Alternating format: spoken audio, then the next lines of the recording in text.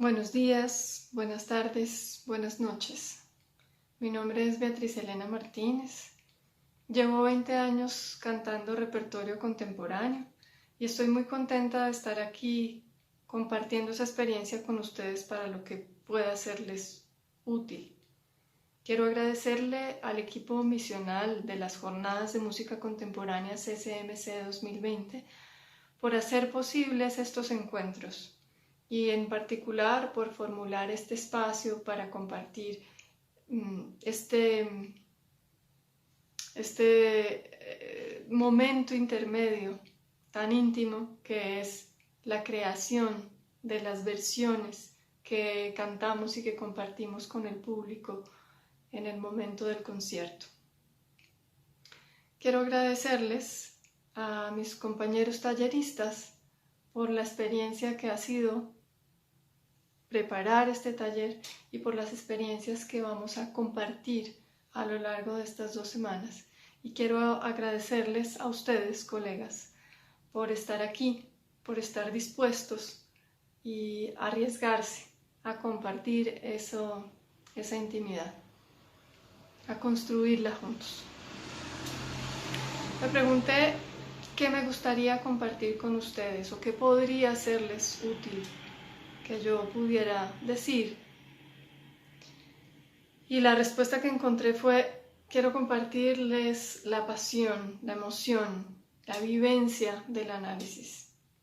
Y eso sería como querer compartir la vida en tiempo real, y como eso no es posible, traté de buscar una figura a través de la cual hablar de esa vitalidad que siento yo que tiene esa experiencia o que ha tenido para mí después de tantos años o durante tantos años. Y la figura que apareció en mi mente fue la del baile, bailar con un buen parejo, con una buena pareja. Lo primero que imaginé que sería necesario para eso fue las ganas, tener ganas de conocer al otro, de descubrir cómo baila, de emprender una expedición a ese territorio desconocido, que es el construir esa relación con esa persona que tengo enfrente, en este caso con esta pieza que tengo enfrente. Si quieren acompañarme a construir ese paralelo, a imaginar ese paralelo por unos minutos, lo primero que les propondría es la pregunta de cuál es el propósito de esa construcción, de esa relación. Y respondería pues que no sabemos cuál es el propósito. El propósito va surgiendo de esa relación que está a la vez naciendo. Y requiere de mi parte una curiosidad para entender lo que el otro está proponiendo y interviene también en esa relación, en esa construcción, mi deseo de estar disponible, de volverme accesible para ese entretejido que me permita invertir toda mi atención y todas mis capacidades en ese proyecto. Tengo a esa partitura enfrente como mi pareja de baile y empiezo a leer entre líneas, a seguirle el paso, y de repente hay un instante que se alarga, el tiempo se detiene y registro una mirada, una curva en el movimiento, una evidencia de fragilidad, y descubro el tesoro que hay ahí adentro, y entonces me intereso más. Ese descubrimiento y ese paso que estoy dando de profundidad, de aproximación a esa intimidad, produce placer, y ese placer es el alimento que fortalece mi disponibilidad para los siguientes pasos de esa expedición, que según va aumentando en profundidad, va requiriendo más de mi parte, en paciencia, en imaginación, en esfuerzo. El propósito, entonces, como decía, se va revelando. Por ejemplo, de repente me dan ganas de saber lo que el otro va a hacer con solo mirarlo. Eso podría ser un paralelo de una lectura muy rápida, una lectura de la partitura muy inmediata. O puede ser que quiera bailar con los ojos cerrados y no perderme, saber siempre dónde está el otro. Eso lo asemejo a la memorización de la música. O puedo querer averiguar cómo le puedo seguir mejor el paso. Y eso lo traduciría a el desarrollo de unas herramientas técnicas o la elección de unas herramientas técnicas que me permitan cantar la pieza como ella lo requiere. O puedo querer tener conciencia de los diferentes momentos que se suceden a lo largo de la canción que estoy bailando y cómo aportarle a esa curva. Y entonces eso lo asemejo a el descubrimiento de la forma, de la forma de la pieza. O puedo preguntarme qué cosas son las que más me gustan de cómo baila mi pareja conmigo. Y eso lo traduciría a cuando una pieza me pide que escoja unos materiales específicos.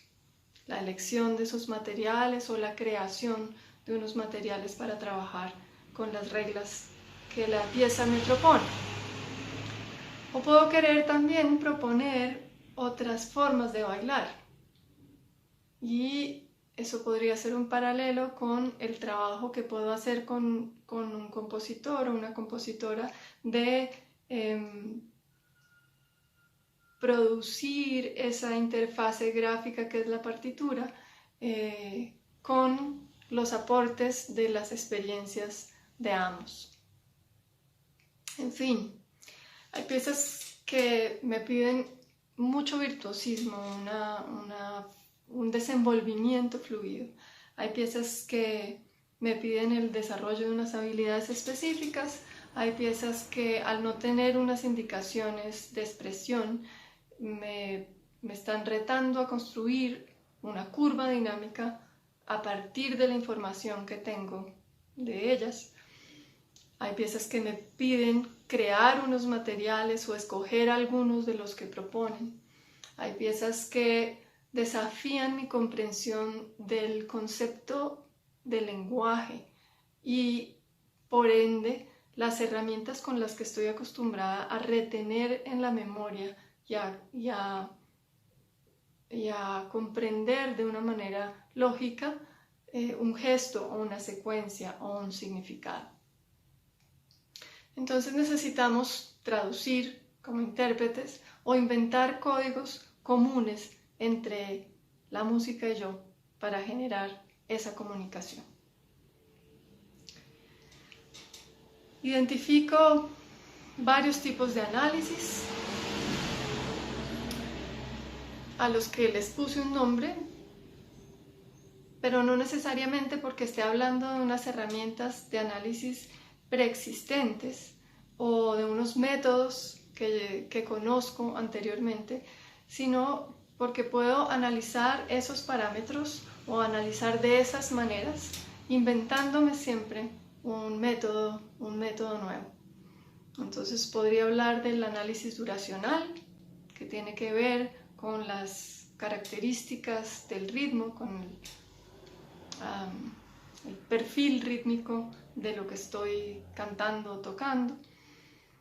Un análisis frecuencial o de las alturas, la organización de las alturas. Un análisis dinámico de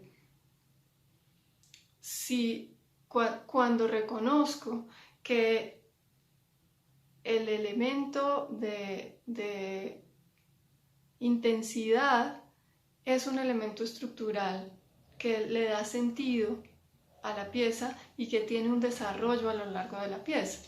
O puedo hablar de análisis formal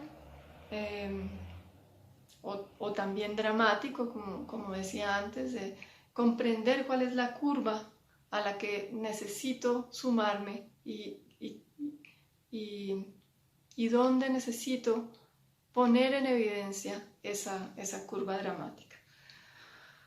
Puedo hacer también un análisis geométrico, es decir, o notacional en general, como de la ubicación de esos signos en la partitura. Puedo hacer un análisis de texto, puedo hacer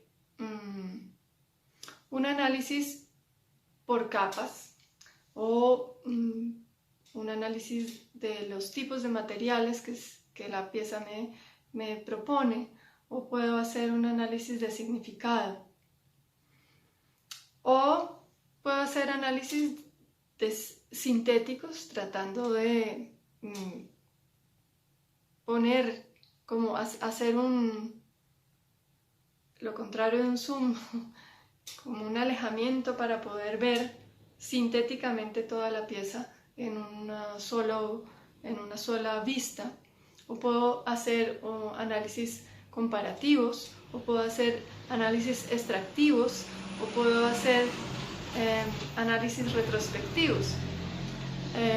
Llamo análisis retrospectivos a esa suposición que siempre me ha parecido tan útil de cuál podría ser el pasado de una manera de anotar un gesto sonoro. Si esa forma de escribirlo fuera la transcripción de algo que está sucediendo en el mundo, digamos, de un elemento concreto de sonido, ese elemento, ¿qué querría decir? Ese elemento surge en qué contexto, ¿por qué suena como suena? Que necesito describirlo de esta manera cuando trato de consignarlo gráficamente. Eso es a lo que llamo un análisis retrospectivo. Y en general, las traducciones. Las traducciones son una herramienta muy útil, todo tipo de traducciones, para la apropiación de esos materiales. Por ejemplo, la traducción de una instrucción verbal a un gesto, o la traducción de un sistema notacional a otro, o la traducción de un signo a un color, o la traducción de un signo a una forma o a un símbolo, etc. Todas las demás que se nos puedan ocurrir. Entonces, les compartiré análisis que tengan algunas de estas características, que se traten de estos que ya he expuesto, de estos métodos, estos tipos de análisis a partir de métodos siempre nuevos, de alguna manera experimentales, para que eso sirva como dinamizador de la conversación que tendremos después en persona. Les deseo un buen viaje y les agradezco nuevamente su interés. Comencemos entonces con un análisis duracional. Esta es la partitura original de la segunda de las canciones de Amor y Muerte para voz y guitarra de Rodolfo Acosta. Y podemos ver ahí que las frases tienen pulsos de diferentes tamaños. Algunos son de 2 corcheas, otros de 3 y otros de 4. Tanto las frases cantadas como los silencios tienen esta característica. Y digo que son pulsos de diferente tamaño porque son gestos absolutamente silábicos. Prácticamente no hay melismas en toda la canción. Tiri, tiri, tiri, puri, que te llevas tras ti en tus rizos del sol. Todo el dorado Ophir. Esto es posible en todo caso después de los procedimientos que vamos a ver a continuación. Acá tenemos 3 intentos de apropiación de esos pulsos cambiantes.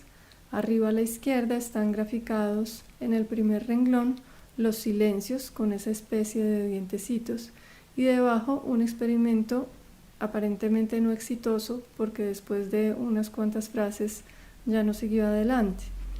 A la derecha en fucsia tenemos el texto, en aguamarina tenemos el número de corcheas, los silencios y los pulsos de negra con puntillo son las sílabas que tienen un guioncito después y los pulsos de blanca están encerrados por un cuadrado rosadito con un 4 encima de 4 corcheas.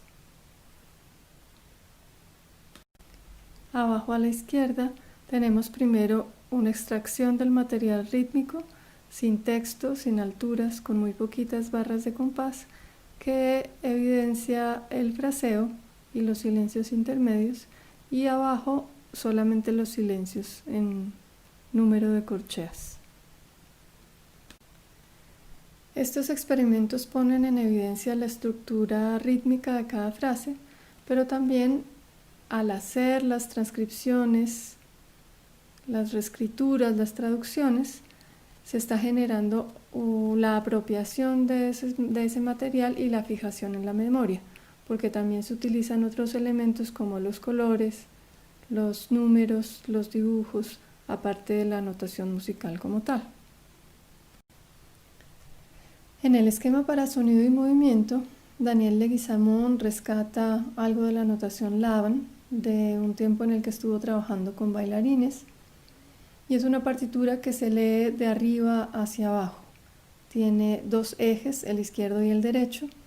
Cada uno de los ejes tiene 2 componentes, el trigrama, en donde se anotan las cosas relacionadas con el sonido, y una banda en blanco en donde están los signos que indican los movimientos.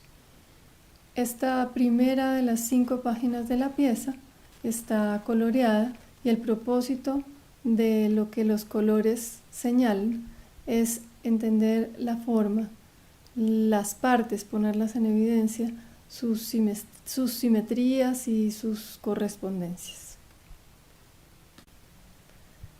En las notas de ejecución muy detalladas hace aclaraciones como por ejemplo el uso de las palabras posición y postura, postura siendo la disposición del cuerpo respecto a sí mismo y posición siendo el lugar del espacio en el que el cuerpo está, y en función de eso movimiento como un cambio de postura y desplazamiento como un cambio de posición.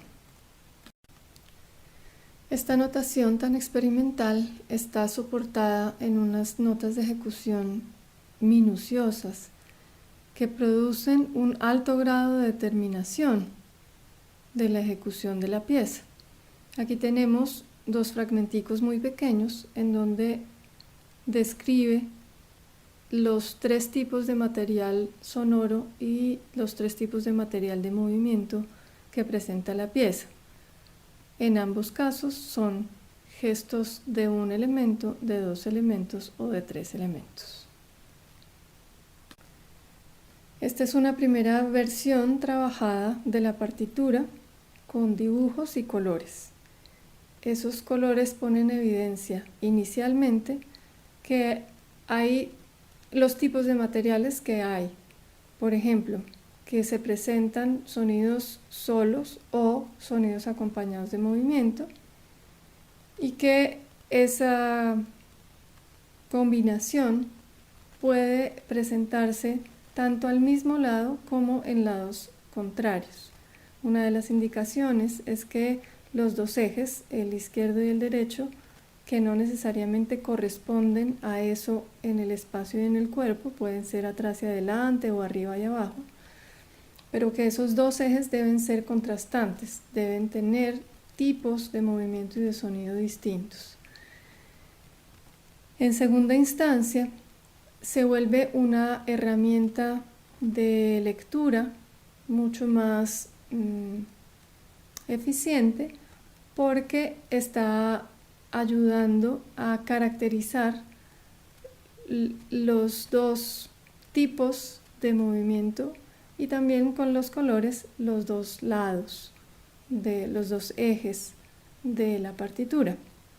Entonces vemos que a la derecha, que dice operático, tenemos movimientos angulares, y a la izquierda, que dice nasal, tenemos movimientos curvilíneos. Además, los sonidos encerrados son aquellos que están acompañados de movimiento, y los sonidos que están coloreados o con aguamarina a la derecha o con rosado a la izquierda son los sonidos que no tienen movimiento. Las líneas amarillas designan entonces los movimientos que no están acompañados de sonido. Una de las preguntas que surgió desde las primeras lecturas de la partitura fue cómo poner en evidencia los cambios de sección a pesar de que los materiales eran tan similares, porque a lo largo de las 5 páginas sí hay un desenvolvimiento de materiales, pero en esta primera página, que era la que yo había elegido para esa primera versión, pues los materiales eran muy parecidos. Entonces, la decisión de esta primera versión fue que en los cambios de sección había un intercambio de lados, es decir, lo que estaba sucediendo al lado derecho pasaba al lado izquierdo en términos de movimiento, y en términos de sonido había un cambio completo de materiales. Al hacer la pieza, surgió la necesidad de que esos movimientos, diagramados inicialmente como curvilíneos o como rectilíneos, tuvieran un significado adicional, que no fueran simplemente un desplazamiento del brazo, que era la elección que yo había hecho, sino que ese desplazamiento tuviera una intención. Y entonces en la parte inferior izquierda de esta partitura ven unos primeros intentos que se utilizan en una segunda versión de la partitura, de arrojar unas monedas, de hacer un gesto de vuelo, de cortar una flor, de guardar en el bolsillo del corazón. En esta segunda versión de la partitura se usan más decididamente tanto los dibujos como los colores. El verde designa secciones en donde hay mayor complejidad de información, mayor cantidad de información, mayor complejidad en el movimiento, y además pone en evidencia las secciones, unas secciones que están relacionadas de manera simétrica, y están, como decía, el gesto de regar unas semillas, arrojar unas monedas, etc. Hubo versiones posteriores de la partitura que satisfacían necesidades diferentes. Hicimos una versión para cuarteto, 2 bailarinas y 2 músicos, y en esas versiones pues las cosas que estaban resaltadas y puestas en evidencia eran diferentes, entre otras porque esa vez la hicimos completamente de memoria, no hubo partitura de por medio. Sin embargo, la partitura fue la interfase a través de la cual logramos esa apropiación. Concepto Proporción es la segunda de una serie de obras para instrumento solo de Sergio Restrepo Meza, y está escrita en homenaje a un artista japonés de quien no se puede leer el nombre, pero de cuyo nombre salen los fonemas con los cuales trabaja toda la pieza. Es una canción de una sola nota, en donde hay todo el tiempo subdivisión de quintillos y reagrupación de esas subdivisiones. Y parece que la única o el elemento más evidentemente contrastante, más evidentemente dramático, son los cambios dinámicos. Pueden encontrar una grabación de esta pieza en la carpeta de materiales. No se sorprendan si no suena nada. Tiene un silencio de casi 2 minutos al inicio y de 1 minuto y medio aproximadamente al final. Si hablamos de un antes y un después, este sería el después de esta partitura, después de muchos experimentos que dieron como resultado esta intervención específica. Ven cómo la manera de anotar el ritmo es agrupando esas subdivisiones de quintillos de A2 y esas reagrupaciones de A2 por paquetes de 3, de 5, de 1, de 2. El otro elemento que se pone en evidencia con esta reescritura puede ser tal vez el más interesante, porque me condujo a un desarrollo técnico completamente novedoso para mí. La necesidad de que esos niveles dinámicos con los cuales estaba creando contrastes fueran verdaderamente, claramente diferentes, tan diferentes como es posible reconocer que dos alturas son diferentes. A raíz de eso descubrí que la dinámica es un modulador de timbre y que el volumen en la voz es un resultado de la distancia de comunicación y de la intención comunicativa. Descubrir eso modificó profundamente mi relación con mi instrumento, mi comprensión de su funcionamiento. Por ejemplo, me llevó a descubrir que no hay una relación unívoca entre el mecanismo de pecho y las dinámicas fuertes o el mecanismo de cabeza y las dinámicas suaves, bajas. Por el contrario, una de las maneras más eficientes, después de muchos experimentos, para generar ese contraste fue alternar la relación entre mecanismos y niveles dinámicos.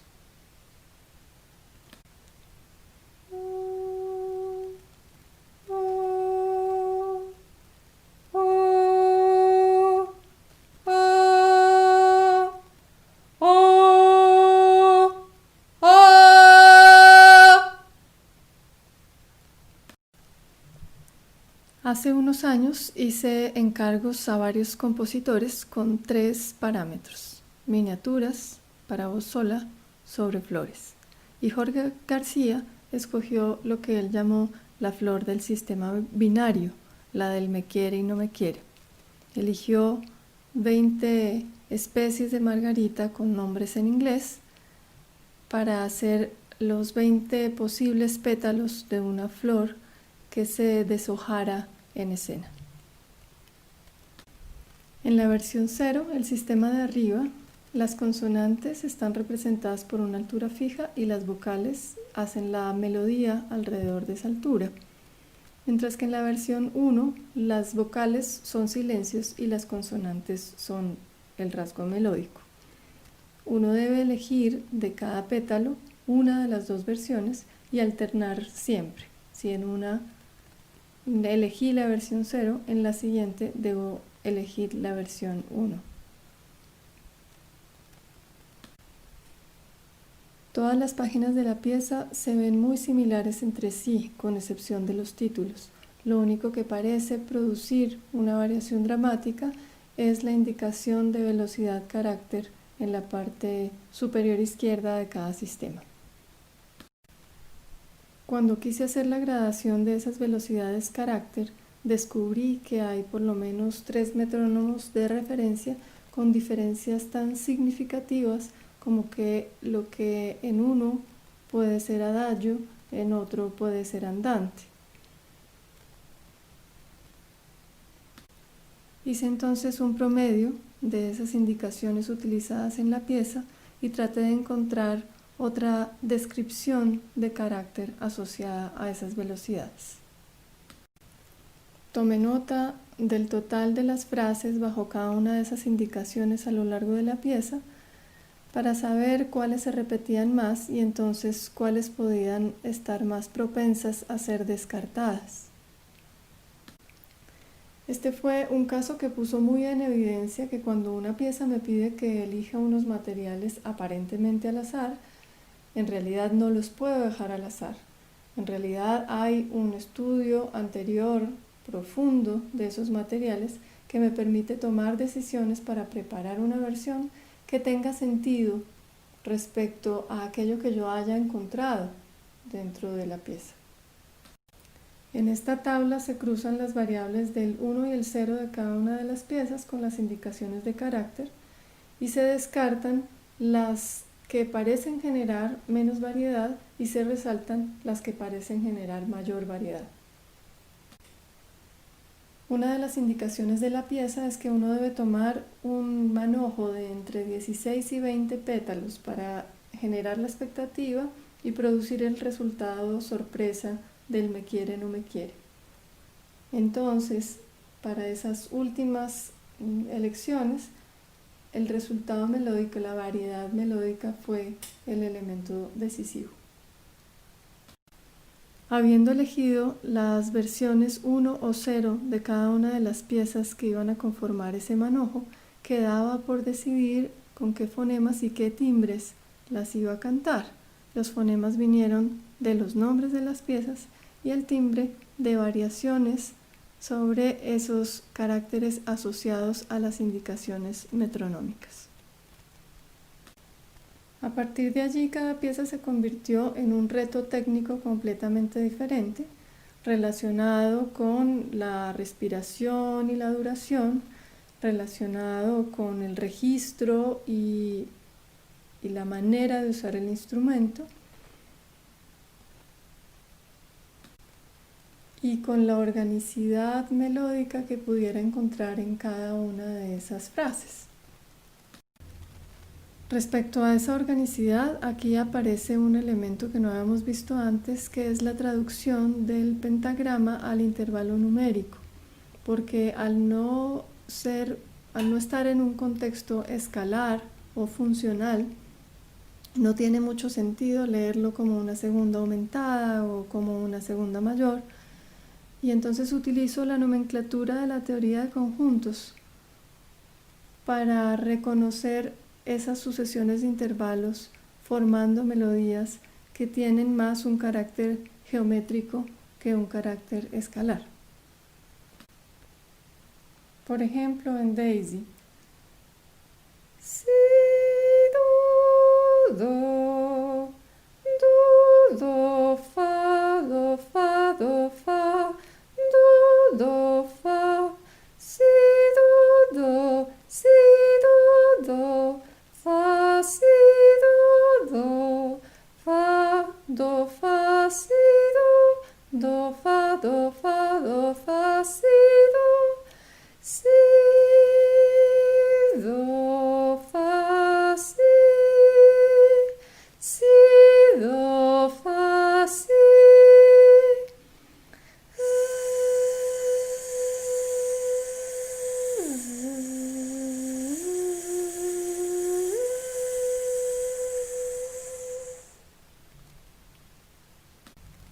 O por ejemplo en Don Daisy, en donde aparece como si fuera una quinta aumentada.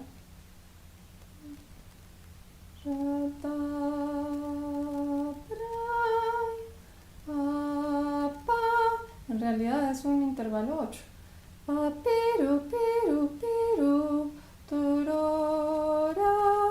Entonces el sol sostenido queda un tono por debajo del la sostenido y el re sostenido queda medio tono por encima del re.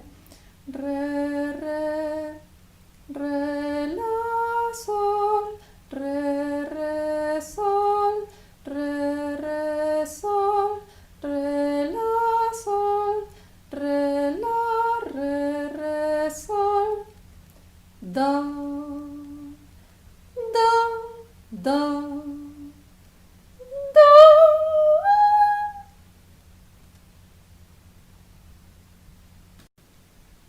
En esta pieza para voz y electrónica de Dina Izarra, la voz se acompaña a sí misma a través de un efecto de reverberación. Como es una pieza de los 80, está pensada para hacerse con 3 micrófonos, uno que tenga el efecto de reverberación, el otro un delay y el otro que esté simplemente amplificando la voz. En esta versión inicial la hice así como estaba indicada y fue necesario identificar cuáles de esos sonidos eran el autoacompañamiento, cuáles eran un delay hecho a través de la electrónica y cuáles eran un delay imitando la electrónica pero hecho en vivo con la voz, porque eso determinaba por cuál de los 3 micrófonos tenía que cantar cada uno de esos materiales.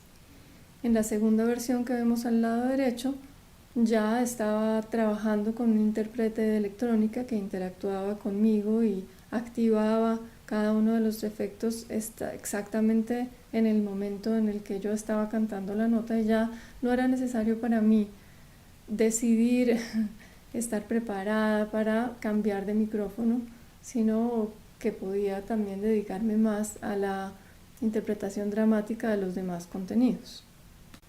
Ustedes pueden encontrar partitura y grabación de esta pieza en la carpeta de materiales, y ahí pueden darse cuenta cómo la parte 3 y la parte 5 son variaciones de la parte 1 y la parte 4 es variación de la parte 2.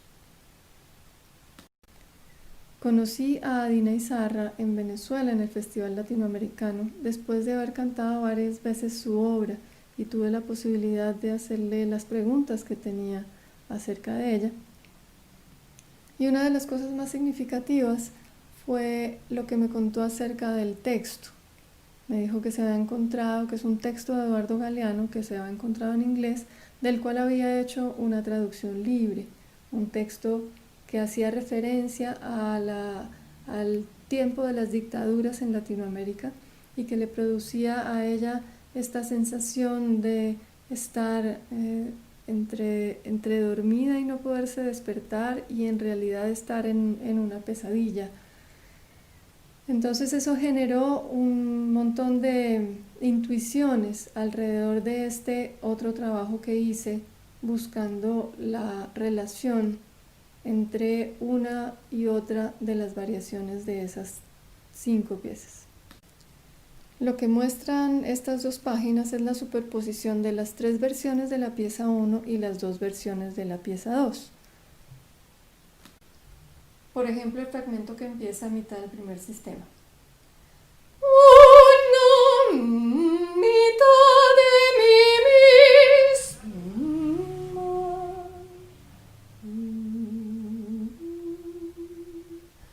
¿Dónde está? ¿Qué hace mientras tanto? Una mitad de mí misma.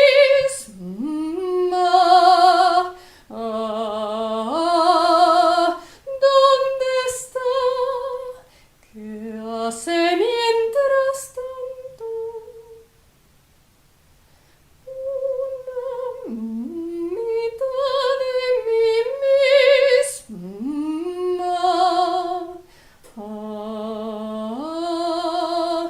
¿Dónde está? ¿Qué hace mientras tanto? O por ejemplo el primer sistema de la derecha, que en la versión de arriba me parece que es una especie de bostezo, de ese intermedio entre el sueño y la vigilia, mientras que la versión de abajo me parece que tiene más que ver con la pesadilla y el llanto. Parpadeo y me estiro con 4 brazos.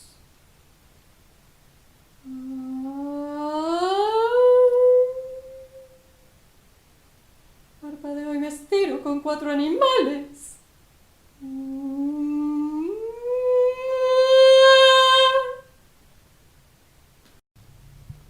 Mi historia con esta pieza es muy divertida, porque yo vi un montón de rayitas de colores con unos textos y entendí que el tiempo se leía en el eje horizontal y las alturas en el eje vertical, y que cada color debía ser con una voz diferente.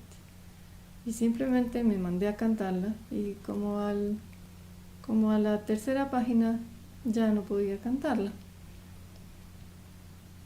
Digo que es muy divertida porque la complejidad, la dificultad, la profundidad que después descubrí en ella no se parecen en absoluto a esa sensación inicial que tuve de que es una pieza en la que uno puede hacer un poco lo que quiera, en absoluto. El trabajo con la pieza me tomó unos 6 meses antes de poderla presentar en público, típico de las profundidades, diría yo, que Cage le ofrece siempre a uno. Esta fue una pieza que tumbó un montón de muros en mi cabeza y a raíz de ello abrió los límites de mi instrumento. Un clásico que suele asumirse como una pieza efectista o espectacular, pero que fue una experiencia de las más profundas que he tenido con una pieza. Lo primero fue una lista de todas las cosas que podía hacer con mi voz, o de todas las voces que podía hacer con mi instrumento, y en realidad cuando pensé en lo segundo, me di cuenta de que lo primero era más imaginación que realidad. Es decir, podía imaginar que hacía muchas voces, pero en realidad el instrumento solo sabía hacer una o si acaso dos.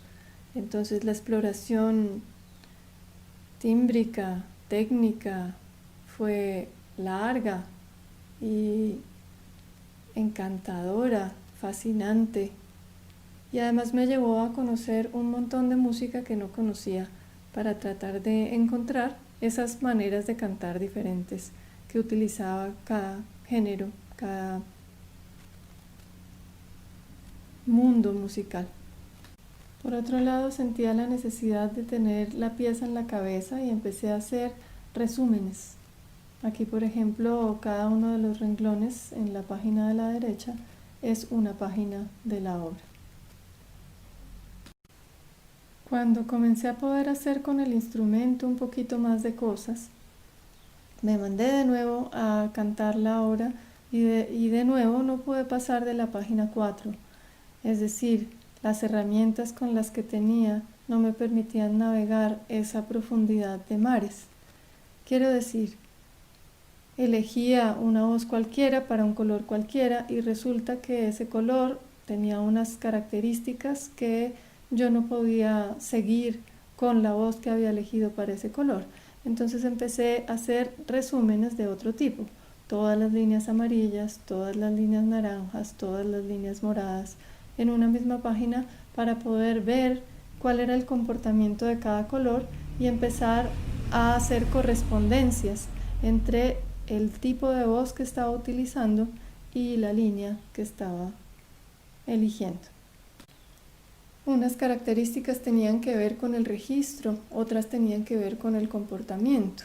La línea amarilla era la que más subía, pero las líneas verde y naranja eran las que se quedaban más quietas. Sin embargo, la verde estaba en la parte registral más grave, mientras que la naranja estaba absolutamente quieta en la mitad. La línea negra subía y bajaba en un corto tiempo, en un rango registral medio pero amplio, muy lisa ella, mientras que la roja, por ejemplo, parecía tener gestos mucho más voluptuosos. Había unos colores que tenían unas pocas apariciones, mientras que otros colores eran sumamente abundantes. De las poquitas herramientas vocales con las que contaba inicialmente, había unos timbres que se parecían mucho entre sí. Por ejemplo, había dos brillantes, uno nasal y otro no nasal, que ciertamente pertenecían a contextos musicales distintos, pero que puestos el uno junto al otro se oían muy parecidos. Entonces apliqué una estadística de cuáles colores se tocan con cuáles, de manera que pudiera tener opciones para poner esos timbres similares en colores que nunca quedaban contiguos. Luego vino el análisis del texto, que está escrito en 5 idiomas, los 5 idiomas que hablaba la cantante que le encargó esta pieza a Cage, Kathy Berberian. Acostumbrada como estaba a que el texto fuera mi brújula de interpretación, Traté de encontrarle un sentido literario, poético, dramático al texto de todas las maneras posibles. Inicialmente una traducción literal de todas las palabras en el orden en el que aparecían en la pieza. Luego traté de encontrar relaciones entre las frases que se decían en el mismo idioma. Como tampoco encontré linealidad en los textos que estaban escritos en el mismo idioma, lo busqué en los textos que acompañaban a las líneas del mismo color, aunque estuvieran escritos en diferente idioma. Y tampoco. Como no quise darme por vencida, mi necesidad de encontrarle sentido profundo a todas las cosas de las que me hago cargo me llevó a flexibilizar el significado de esas palabras para armar un texto que a mí me pareció que estaba hablando de lo sagrado, un texto que para mí fue un texto místico y tal vez hermético.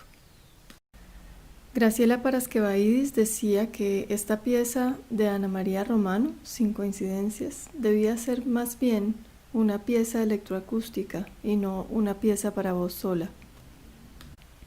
A mí me gusta describir su extravagancia diciendo que son 2 glissandos ascendentes de 6 minutos cada uno. El material fonético y toda la concepción de la obra nacen de la palabra patu, que significa coca en la lengua indígena carapana. Estos son 2 intentos de síntesis, el de la izquierda como una recopilación de información y el de la derecha ya dirigiéndose un poco más hacia el dibujo o el símbolo con esos punticos que representan el aire. Creo que habrían sido más efectivos si hubiera utilizado distintos colores para cada tipo de información. Sin embargo, cumplían el objetivo que era la memorización. Por un lado, porque al hacer varias transcripciones iba quedando una huella, y por otro lado, porque en esas transcripciones se iban transformando las maneras de escribir la pieza e iban dejando unas imágenes impresas que generaban otras posibles asociaciones. En estas próximas 2 imágenes podemos ver algo que en la introducción llamé análisis geométrico, porque en esta pieza está muy en primer plano la diferencia de velocidades de cambio de altura que suceden en una parte y otra dependiendo del intervalo que deba recorrerse en la misma cantidad de tiempo.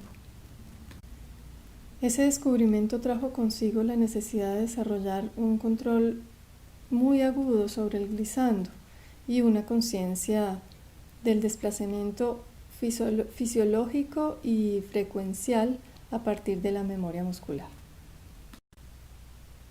Había mencionado también al inicio el análisis retrospectivo y esta pieza tiene varios ejemplos, pero uno sobre todo que para mí fue dramático, que es el final de Vacío, la primera parte de la pieza. La instrucción es boca abierta, emisión sin aire, pero poco a poco se le va poniendo aire, tan piano como sea posible, sobre una A, en la y durante 1 minuto. Si hago esas 6 cosas una al lado de la otra, es posible que el sonido resultante efectivamente tenga esas 6 características, pero de alguna manera le falta un alma que lo unifique, que produzca esa alquimia de que esas características hagan parte de una necesidad comunicativa. Podría sonar algo así.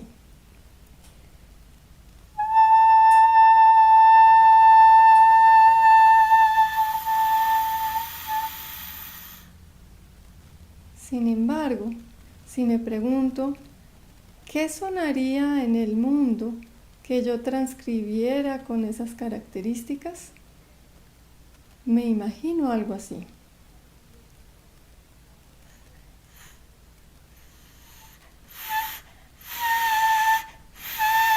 Y entonces pienso, eso es un grito sordo. y comienzo ese la con foco, con la boca abierta, tan piano como sea posible y con a, como si fuera a convertirse en un grito sordo.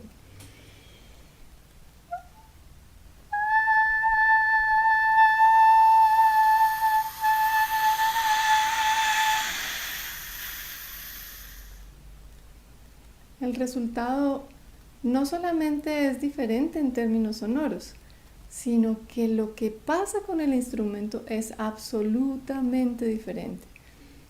Cuando cumplo con todas las instrucciones, la mayoría de las veces me produce más agotamiento que cuando entiendo esas instrucciones juntas que podrán significar más allá de unas características sonoras.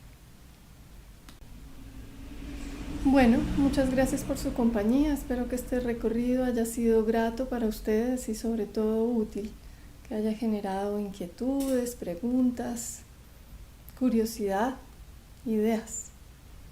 Pueden encontrar grabaciones y partituras de casi todas las piezas en la carpeta de materiales y nos vemos mañana en el encuentro en persona. Buenas noches.